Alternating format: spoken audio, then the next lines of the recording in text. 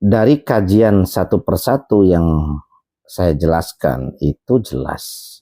Muaranya adalah Pak Prabowo ini ingin melepaskan diri secara santun, secara kesatria dari pengaruh dan intervensi baik itu langsung maupun tidak langsung yang berkaitan dengan Pak Jokowi.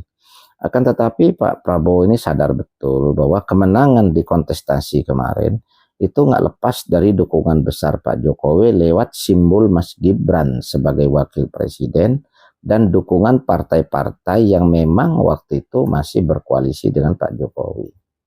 Sehingga kalau Pak Prabowo dalam hal ini langsung meninggalkan Pak Jokowi, maka secara politis tampak sekali bahwa Pak Prabowo ini tidak punya balas budi, tidak punya etika politik dan lain sebagainya. Tentunya publik akan menilai seperti itu. Akan tetapi dengan pola dan strategi Pak Prabowo ini, maka nanti akan secara natural, secara alami nanti kalau betul ijazah ini palsu, maka Pak Jokowi akan habis dengan sendirinya.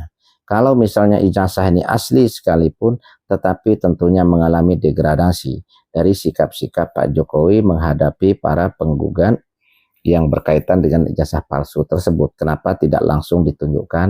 Kenapa tidak langsung dijelaskan kepada publis terkait dengan ijazah tersebut?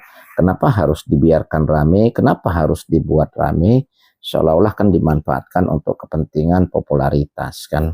Nah, tetapi kalau ternyata memang palsu, nah tentunya ya kekuatan politik, pengaruh politik Pak Jokowi dan keluarga tentunya akan habis.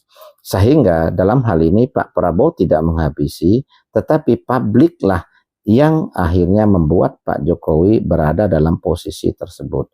Sehingga Pak Prabowo merasa nyaman. Pak Prabowo merasa tidak ada hutang budi dan tidak ada kesan itu tidak tahu dirinya. Akan tetapi memang itu adalah kesalahan Pak Jokowi sendiri yang ternyata berbohong kepada rakyat. Nah, kan seperti itu.